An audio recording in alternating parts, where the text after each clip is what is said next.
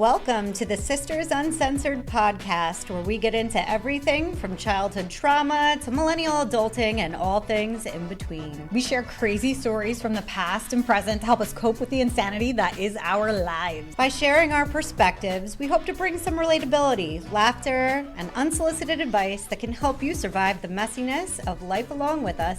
My name's Jessica Labita. I'm a millennial mom, wife, and marketing professional, and I am absolutely insane. My name is Ashley Leneve. I am a millennial stay-at-home mom, avid golfer, and too mouthy for my own good. We are real sisters, and this is Sisters Uncensored. Take this trip with us.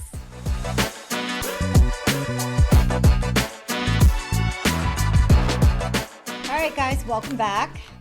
So this episode is basically going to be a bunch of stories from growing up that we like to call the Fucked Up Family Olympics. At the time, these things seemed insane, but now we get to look back and laugh at them, and we want to share a few with you. Let us know what you think. But yeah. Definitely. I mean, we have to take these stories and learn and grow from them, and it's fun to sort of reminisce with your family sometimes. So we're going to share with you a couple of our favorites. And then we want to hear from you what you've got as far as your favorite stories. Maybe you'll make us feel better. Maybe you can compete in the Fucked Up Family Olympics. Or maybe we're just going to be the gold medal winners forever. Oh, God. So the first story I want to tell is about a time when we were kids and taking the school bus to school. And we lived on a corner street in our neighborhood. So our house was like the big house on the corner, and then behind us was a lake community where there were tons of other kids, and the school bus would pick us up right on the corner by our house, right on the corner of the main road and the side street that we lived on. And so it was tradition that the kids from the neighborhood would all come up to the bus stop, and you would place your book bag down in a line to make sure that when you were playing at the bus stop and waiting for the bus to come, that the order your book bag was down on the ground was the order that you got on the bus. This was a serious thing, too. Like, if you were first in line, that was kind of a big deal. It was. You got on the bus first. You got the best seat. Yep, exactly. That was a big deal. And we probably had a good 15 kids at our bus stop. So because our house was so close, we typically, one of us got there first. And we're always first in line. One of us and our siblings, would have been the first one. And I remember one time we had this family in our neighborhood where the mom loved to call the police on everyone for the dumbest things, and they were kind of neighborhood troublemakers. I don't think the kids were bad. The kids weren't bad. They were great kids. The mother was off her The rails. mom was just crazy. Yeah. So anyway, she was known at the police station. Yeah, she would just come, you walked by her house and she would call the cops. Yeah, exactly. She was just a troublemaker and started all sorts of issues for no reason.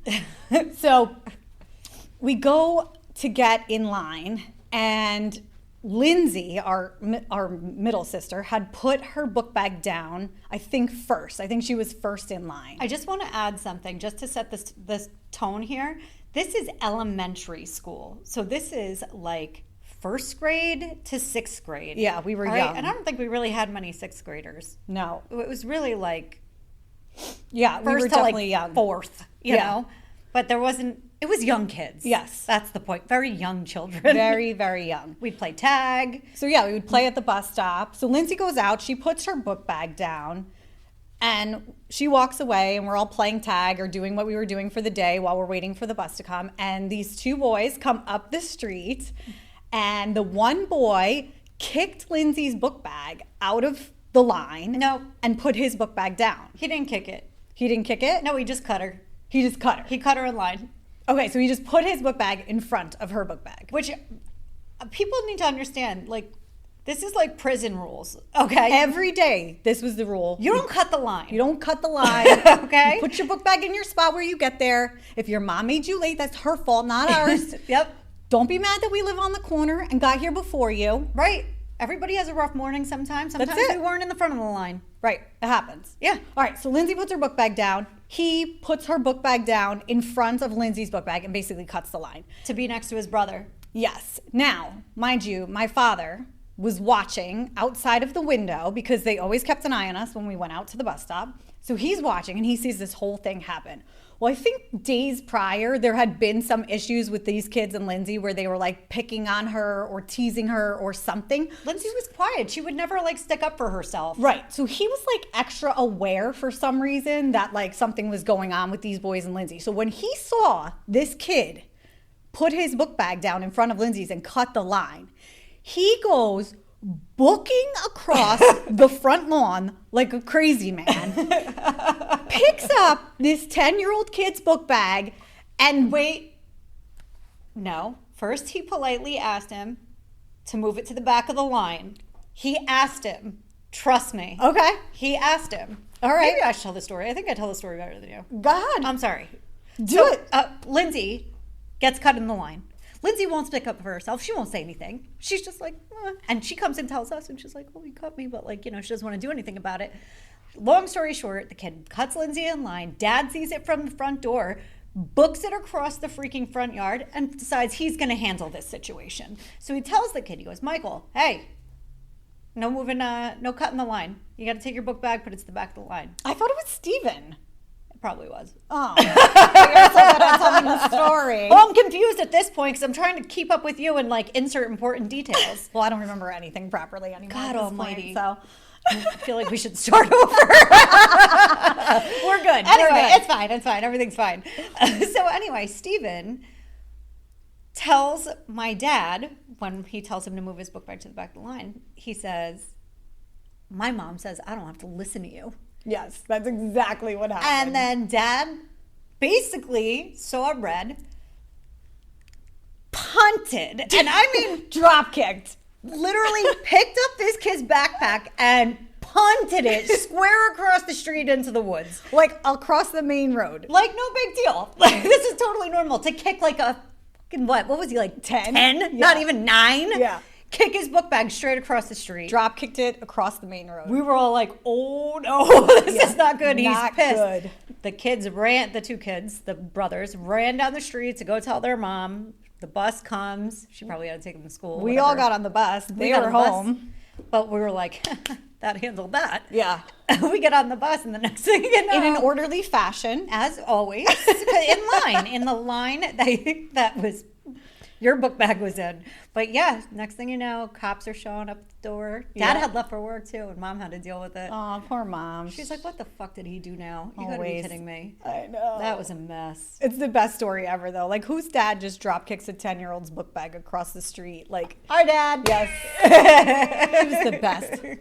Always looking out. He was so funny. He had You know our what back. it was? Is he had like a tick where like once you made that light switch in his brain, he would go blackout. Yeah. Like full blackout mode. It didn't matter if it was on a grown man coming to his house to talk shit and we're going outside with baseball bats. Oh, yeah. Or if it's a 9-10-year-old kid cutting the line at the school bus. Yeah. But when that switch went, it was done. And it's ingrained in us as well, which is terrible. Well, two of us, you and I, but not so much Lindsay and Mark. Lindsay journals, and Mark's scared of everyone, I think. Yeah.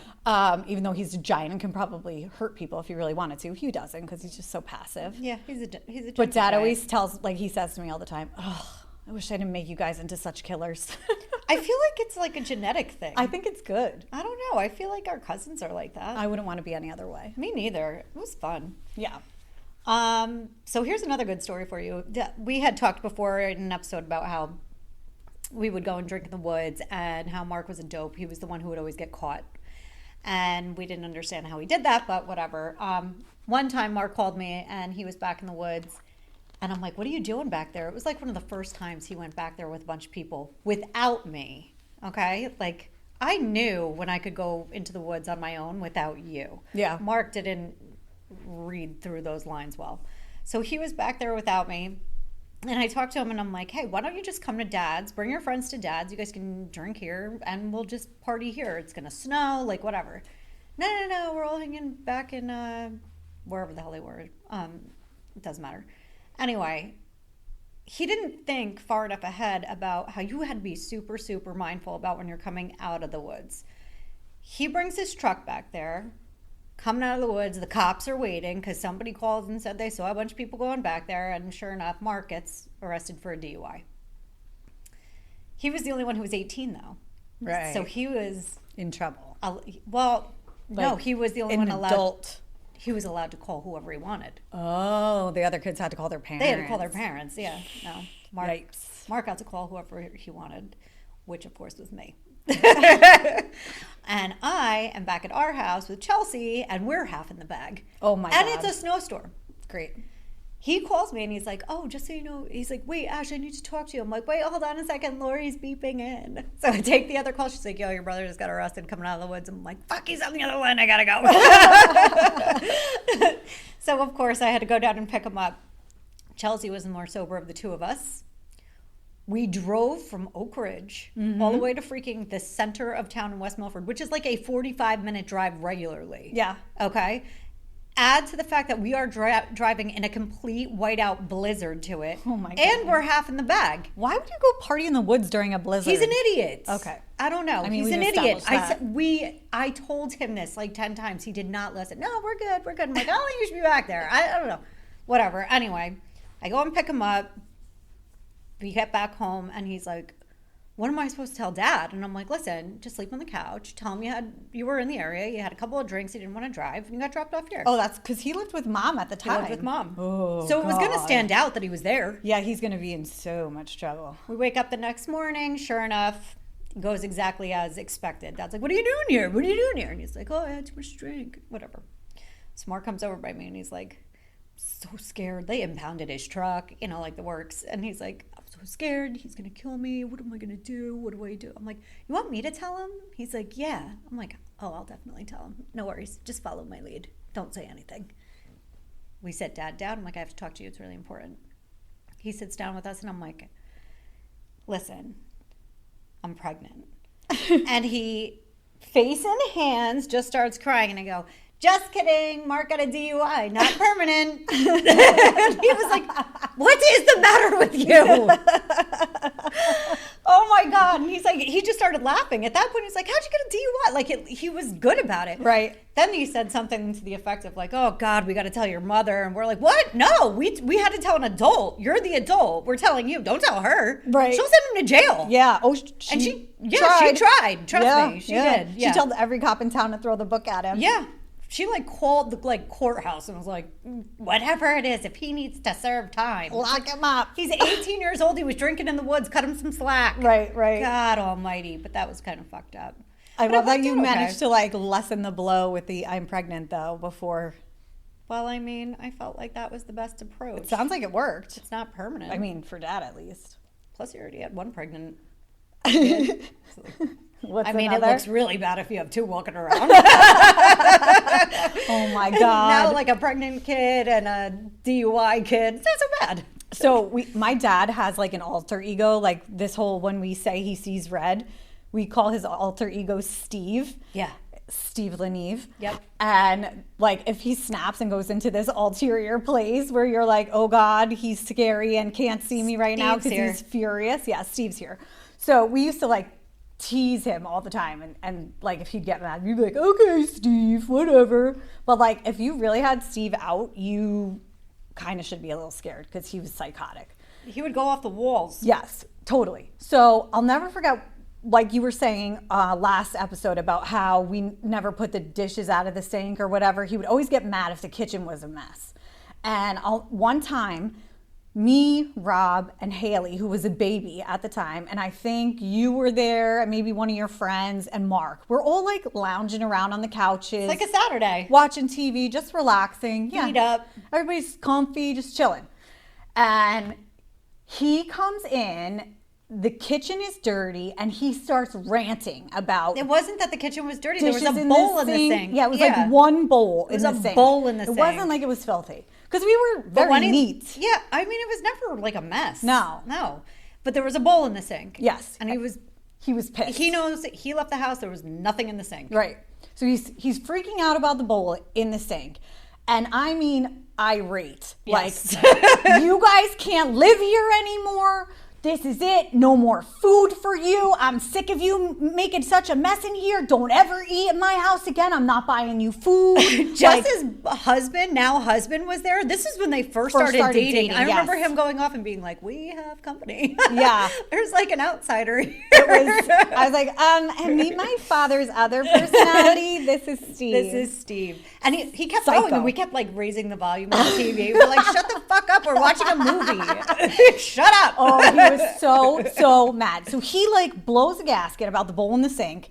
And we're at this point like used to him turning into Steve and acting like a crazy person. But whatever. Like it happened. So he's pissed, and we're all a bit stunned after this like blow up. And we're just kind of all like sitting there while he like leaves. So that we can like calm down, talk about him to each other and be like, he's crazy.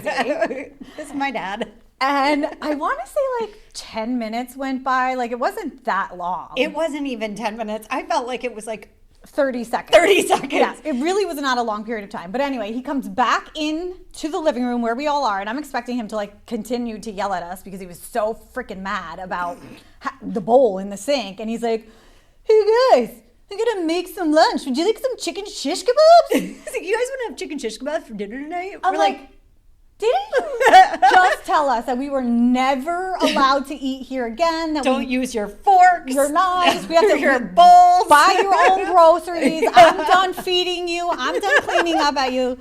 And then all of a sudden, it's like, Glenn's back. So you guys want chicken shish kebabs for dinner tonight? We're like, what the fuck? Yeah, sure, sounds good. We're just like, okay, there it is. Oh my God. Oh my God, your poor husband. Chicken shish kebabs. Been like shell shocked. This is why he doesn't talk to anyone. He's like terrified. He talks to you, and that's it. Now he loves Dad. He's my buddy. Oh, he's my buddy. He shares his food with me. Chicken shish kebabs. He doesn't share his food with anybody. Speaking of food. Oh, yeah. Okay, so as close as we all are, and even though we go at each other's throats and shit, like we'll defend each other to the ground, I think. Yeah, all right? for sure. To the ground. Dad will punt a book bag.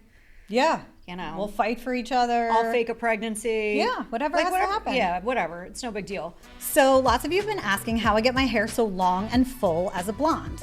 Well, my secret is Perfectress Extensions, installed and maintained by the amazing Brandy B NYC.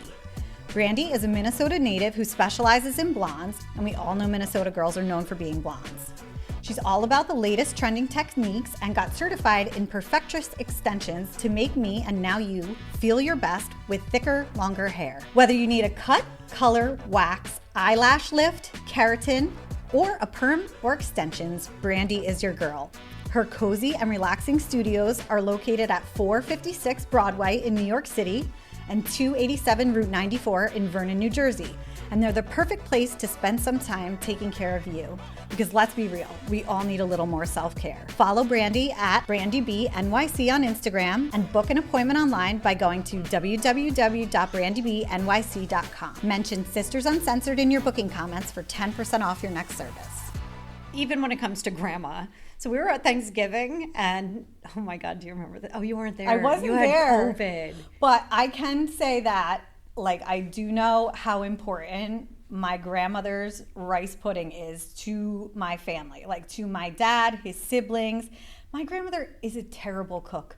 We used to joke that she cooks Cajun style because everything the woman ever made was overdone and burnt. Burnt. I remember like Dad telling me they replicated her rice pudding recipe for home ec in high school. Yep. And that they thought that they made it perfectly. They're like, it's perfect. But they failed because it was dry and cake-like because that's how Grandma's rice pudding always turned out. It's disgusting. I would never touch that. I'm sorry. There's not a chance I would touch that. But you will kill someone over it. I'll kill somebody over it, but I won't eat that. Like, No. I would never put that in my mouth. I've never even tasted it. I'm just like, that's not for me. I can tell you right now. It just looks... It looks ratchet. It looks so ratchet. But they love it. It's half burnt. It's all like... It looks like not pudding. It looks like cheese is on top. It doesn't make any sense. But we can say this. Yeah, we can say this. No one else can. Nobody else can say this. Exactly. So we had Thanksgiving a couple years ago up at Dad's, and Grandma, who like went out of her way. She's old and frail, you know what I mean? And she like went out of her way to make a batch of rice pudding. That's another thing too. We call everything we make a batch. I don't know why. It's true. But Batch like mac and cheese. cheese. It's a batch. But whatever. She made this rice pudding and she sent it up with Uncle Bobby because she couldn't come up for Thanksgiving. And he was going to be there. And he was coming and she was like, that was like such a sweet thing for her to do. It was hard for her at the time to, I think, even make that. Absolutely. Because it took a lot of effort and energy because she's just not young anymore. She can't get from me to you. No. Without. Right. It was like a big deal because lot. It was probably the last time she was ever going to make it. Exactly. Yeah. Exactly. So whatever. We're all sitting down for dessert after dinner. And one of our friends who was there, poor Becca, she started talking about trying the rice pudding. And Uncle Bobby and Dad are going on about, this is the best rice pudding. Our mom made it special just for us. It's so good. It's the best. It's the best. So Becca takes like a slab of it, puts it on her plate. And she's probably had a few drinks. She takes a few bites and she's like, this tastes like shit. And she basically says everything that everyone else thinks about the rice pudding. Exactly. She's not wrong. She's definitely not wrong. But she's going on about it, and Uncle Bobby's going like, hey, stop talking about my mom's like rice pudding like that. She worked really hard on it. And she's like, oh, listen, it is what it is, but it tastes like shit. I don't know what to tell you. This is like terrible. Dad chimed in. He's like, hey, don't talk about my mom's rice pudding. They're going back and forth. And by the third or fourth time of her coming down on Grandma's rice pudding, I lost it. I was across the table, finger in face. You're disrespectful to my grandmother and her rice pudding.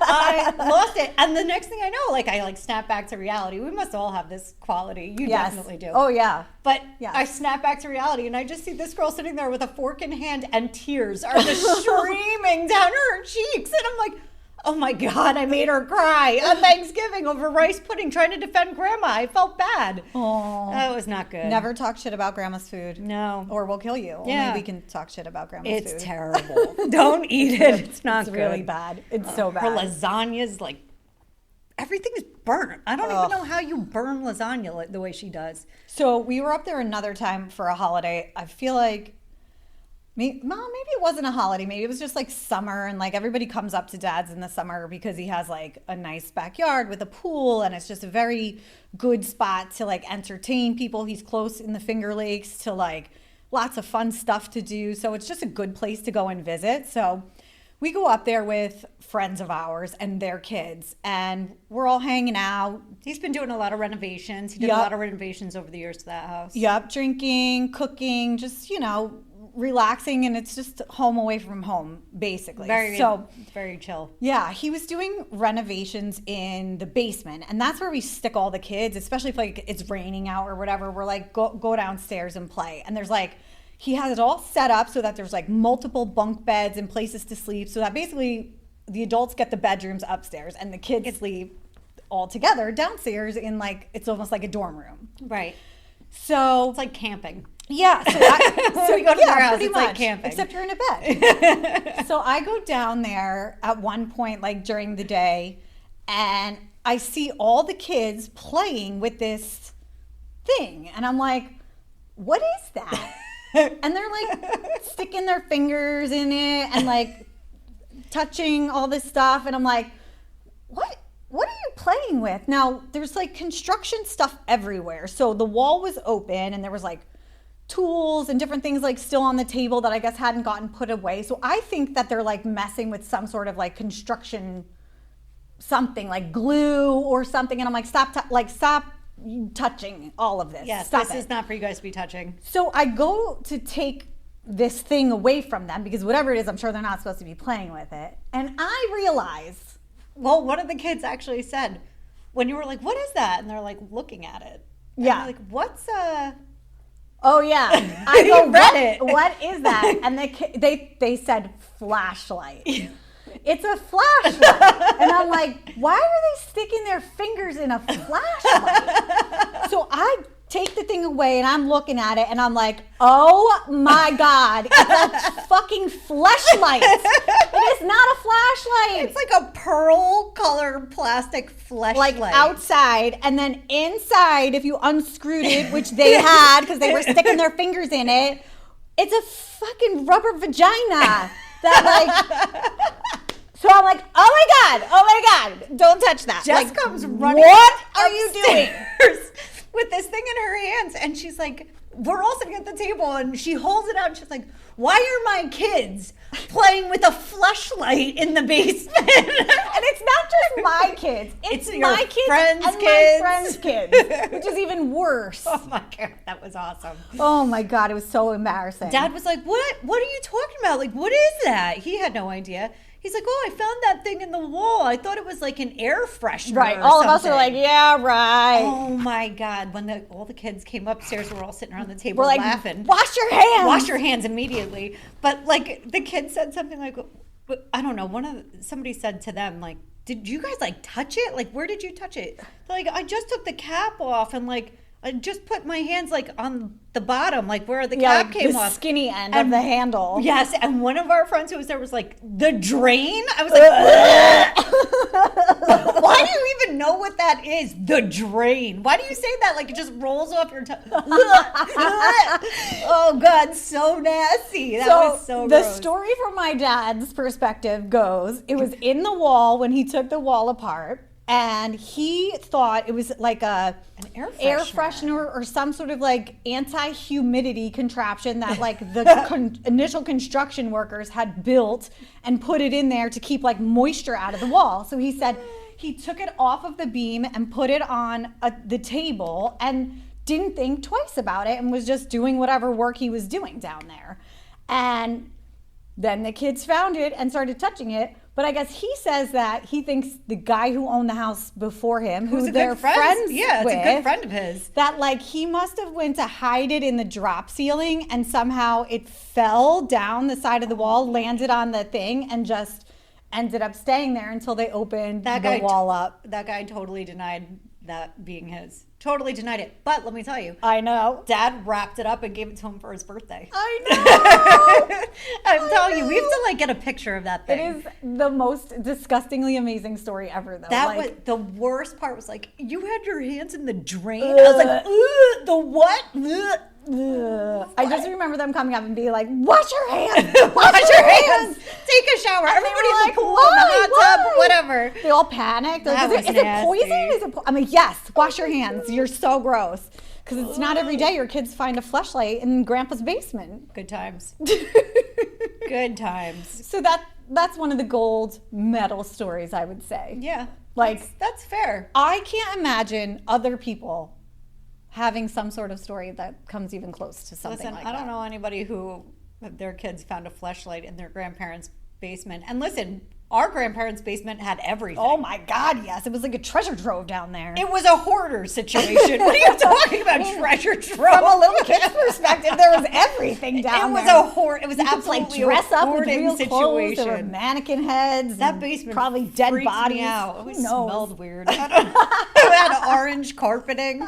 It was weird, and boxes and we boxes. We used to play hide and go shit. seek down there. Yeah, well, I mean, you could hide for a month and nobody would find you. There was so much shit down there. It's true. That was terrible. There definitely wasn't a fleshlight. There was no. Well, who knows? I don't know. I don't know if anybody even went through the stuff when they brought the dumpster to clear that out. But that was bad. Oh my God, they are nuts. I'm telling you, we are all nuts. Our whole family. We definitely are. At least like we can sit back and like laugh and think about like these stories. Like, my dad punted a 10-year-old's book bag. My kids found a fleshlight in the basement. Right? Like it's just so crazy that you just have to laugh about it. I mean, what else are you gonna do? Yeah, it just like it's almost like if you don't hear the stories, you would never believe it was true. That's why we have to say like fucked up family Olympics. Definitely the winners here. Absolutely. Hey, if the two kids who live down the street are listening to this, by all means, weigh in, because I'm sure you remember this incident just as much as we did. Oh my God, I would love to hear their perspective. That was epic. Yeah, it was. That was epic. And we still like hung out with them after. Yeah, we were still friends. Yeah. We're like, oh God. Mom called the cops on us again. Yeah, right, probably. Didn't you see her like walking? No, not anytime recently. No, I mean like a few years back. No. Somebody saw her walking and like picked her up and gave her a ride. No. And I was like, what was that like? Oh, what a blast from the past. No, it wasn't me. So it's super fun to like reminisce and laugh about these stories that we have with our family. I don't know. It makes me feel good about the things that are so like messed up. I agree. It's like I you think can't laugh at it and just move on. Like, listen, you'll be scarred for life and probably end up in a loony bin. Absolutely. I mean, not for nothing, but these things are not necessarily normal. I really can't think of anybody who would have something that matches up with the FLESHLIGHT story or even when we were talking about in the last episode, switching out the porn. I know. Like, Jesus Christ. I know. Oh my God. Oh my God. Like, who comes up with this stuff? The big mamu. Oh my goodness. I'll never forget it. Whatever. What are you going to do? Everybody's got their shit. We can at least laugh and smile, make light of it. Yeah, listen, we would love to Re-gift it hear if you need to. Our listeners' crazy stories. So, like, if you guys have something that can hang with the fucked up family Olympics level of crazy, bring it. FLESHLIGHT, yes. We want to hear it. DM us or let us know, like, if you want to call in or come on to an episode to talk about some of this stuff with us, because it's just funny to like compare these stories with one another. And I think again, it's therapeutic and it just kind of makes you laugh. We're going to do some contests coming up on our social media. So if you guys want to enter the contest and stuff, we'll have ways for you to win prizes and merch from the podcast. But you're going to have to participate and share some of your dirty little family secrets with us. And we're here for it. Come We on. are. Make me laugh. I'm here for it. Yes, we are. No, keep an eye out for that on our social. We appreciate everybody listening. It's always fun to talk about the shit that should have really fucked you up, but keeps you laughing to this day. And I'm sure there's still more stuff to happen that we don't even know about at this point. We'll find out. I'm sure. Stay tuned. We'll be updating you, I'm sure. All right, guys. Thanks so much for tuning in. Follow us on social, subscribe, like, and share your stuff with us. Hit us up in the DMs or even in the comments. We'll see you for the next episode. Bye. Bye.